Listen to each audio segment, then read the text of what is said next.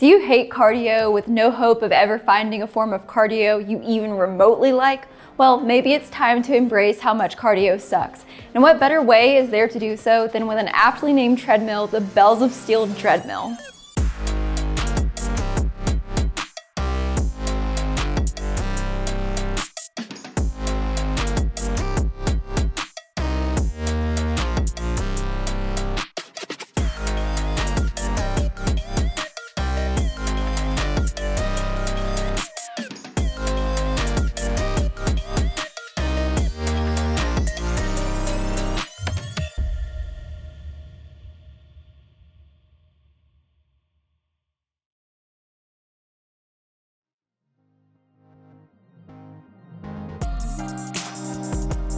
What's up, treadmill review guru? I'm Kaylee, and today is the very special day where I talk about a treadmill that wants to be your new arch nemesis, not your best friend.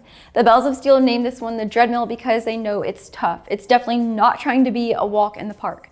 Now, Bells of Steel sent us a treadmill for free to review. They did not pay us for this review, so everything I talk about in this video and in my written review is based on my experience with this treadmill. But if you decide that you would like to purchase this treadmill and use our links, know that we earn a commission for the sale, but it won't impact the cost for you. It just helps support our channel so we can keep making these reviews.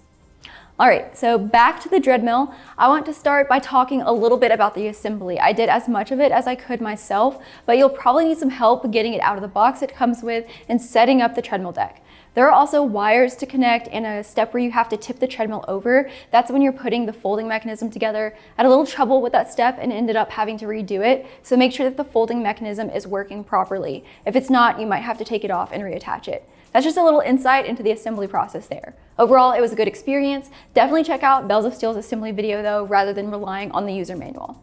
So, I really like the frame of this treadmill. Bells of Steel uses a lot of steel in their constructions, and the Dreadmill has minimal plastic components, which I really like to see. So the Dreadmill is 61.7 inches long, 58 inches wide, and 52.1 inches tall. It's actually smaller in person than I expected it to be, but it feels super sturdy. It has a 330-pound user weight capacity, but then you can also load up the weight horns with up to 165 pounds on each side, so it can handle a decent amount of weight there. The Dreadmill weighs 200 pounds, which is not the heaviest treadmill that we have in our studio, but I can't move this thing on my own. The weight distribution makes it more challenging to move around than some of the other treadmills we have, even though it does have transport wheels. Most of the guys on our team can move it just fine, but still, I think a lot of people will appreciate just having this treadmill in a set spot and not having to move it around. So the deck also folds up. This is good for storage, but it also allows you to use the handles for other exercises, and I really like that feature. So let's take a look at the treadmill deck now. It's 19.5 inches wide and 55 inches long, so not that far off of a typical fitness treadmill, which has a 20-inch wide by 60-inch long running deck. With the Dreadmill, you won't be endurance running, so I think that amount of space is just fine. The only problem I had was that farmer's carry handles. They're too far back. I would have liked a little extra space behind me so I didn't feel like I was going to step off the treadmill. Not that you can, but peace of mind and all that. The deck is at an incline. You can adjust the treadmill to 3 different incline settings from about 13% to 17% with the frame under the deck, but it's never flat. And since that incline adjustment is manual, you can't change the incline while you're on the deck. So one thing you might notice is that there's no motor hood. There's not a motor under the deck either. This is a manual treadmill, and it doesn't need electricity. You're moving the belt with your feet and the assistance of gravity thanks to that incline. You can also push off the handles to help you get your speed up. This is really helpful if you're training on a higher resistance level. The Dreadmill has 8 magnetic resistance levels that you can adjust through the lever on the right side of the frame. The resistance was easier than I expected, but it says on the Bells of Steel website that the current model will have a 30% stronger resistance, but unfortunately I haven't heard back on which model we currently have. I actually think that it's the new one, so it's still a little bit easier than the Bells of Steel Blitz Runner and the Tib Bar Guys Sled Tread that have a stronger maximum resistance for comparison. The main appeal to the Dreadmill is being able to do farmer's carries. Now, the handles are too wide for me. They're about 38.5 inches apart, and that's too much for my narrow frame, so that is one big limitation for this treadmill. For reference, my shoulder width is about 15 inches. Hopefully Bells of Steel will find a way to make these handles more adjustable, but as it is, I wouldn't recommend it for someone with a build similar to mine. There are a ton of exercises you can do with the deck folded up. I have the same issue with the handles being too wide here, so I can't do anything that uses 2 hands, but I like using the treadmill for single arm rows and presses. It comes with J hooks and 5 height settings, so you can adjust where the arms sit. You can take them off completely, too, if you're doing something down on the floor and you need a lot of range of motion. Then the sled push frame is what I would consider the secondary purpose of this machine. So that's farmer's carries, sled push, and then those off treadmill exercises I was mentioning for the order of what I would use this treadmill for. The sled push needs more resistance, to be honest. It's great if you're going to do more of an endurance sled, but I don't sled push that often, and I think it could be more challenging.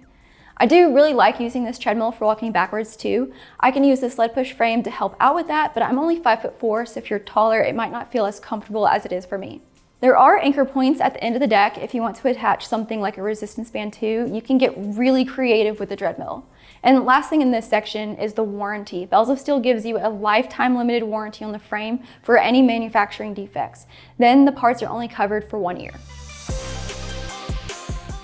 Okay, so when it comes to the console and training content, things are really light. The console is battery-powered digital console. It comes with batteries, which is always nice. Then the console shows you your time, speed, distance, calories, and heart rate. The console will start automatically once the belt moves. If I'm honest, I don't pay too much attention to the console itself. It's kind of tucked to the side anyway and a little hard to see. The treadmill feels more like a machine you might incorporate into a larger workout, so you might not use the console as much, but you have it if you need it. Also, it has a little place to put your phone, so if you're using the treadmill for an endurance walk, you have a nice place to store it. I like listening to music while I'm on the treadmill, so it's nice to have my phone nearby. Then you also get really simple water bottle holder. I like that Bells of Steel included this holder. It will hold something like a cycling water bottle. If you don't like the look of the holder, you can leave it off too. And the last feature that I want to mention is the EKG pulse grips. Not knocking Bells of Steel for this, as this is kind of the case for most EKG pulse grips on exercise machines. They just aren't very accurate. While my watch can also be off, I've used it a lot and it seems to be reliable to a point, whereas the pulse grips sometimes differed from my wrist heart rate by 30 beats or more.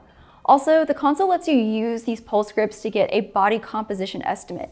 I haven't had mine tested with calipers in quite some time, but I have to say, if the reading the treadmill gave me is right, then I'm in trouble. So be super cautious with that feature, and if it gives you a really high and unexpected reading, maybe don't trust it. And that's pretty much it for the features. They're super simple, and that's all you need, more than you need really for the treadmill.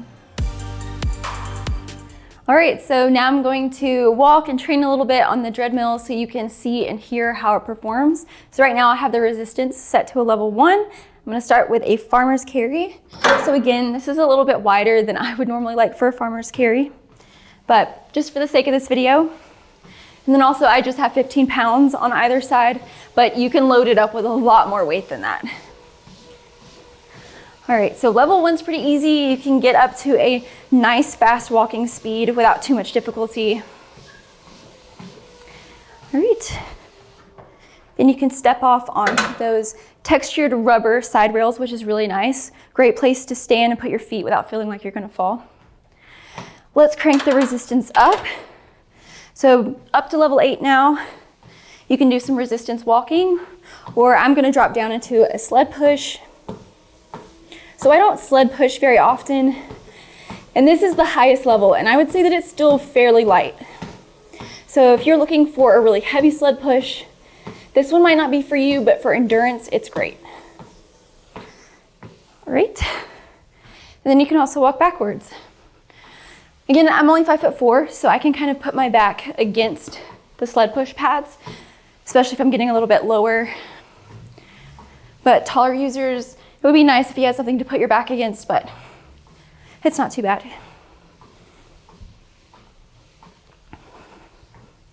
All right, now I'm gonna fold the treadmill deck up.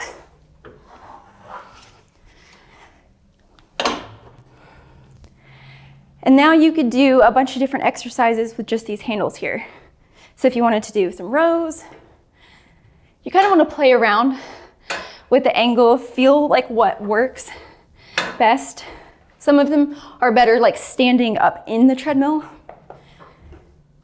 But you can just play with the angles and kind of figure out like what works for you. Again, these J cups here, you can change their height on them. So if you wanted to get down here on the floor for some kind of press, you could take those off and then get more of a range of motion. You can also remove the little safety pins on the side too if you want even more range of motion there, but keep it on while you're walking on the treadmill so that those handles and those arms don't just swing around. That's it, great versatile machine. All right, so that wraps my review of the Bells of Steel Dreadmill. It's a super innovative machine, and I'm happy to see more treadmills like this available. Just because you can't run on this treadmill for miles and miles doesn't mean that you can't get an excellent workout. The treadmill really allows you to get creative and achieve a more well-rounded workout than just your standard cardio. Mainly, I recommend this treadmill for those of you who want to do farmer's carries and sled push but are limited on space. The versatility of the Dreadmill's weight arms let you do a lot more too, so it's a good use of your space. Let me know in the comments what you thought of this treadmill. It has its limitations, but it's also a really versatile treadmill, and I'm excited to hear what you think. This is Treadmill Review Guru. I'm Kaylee, and thanks for watching.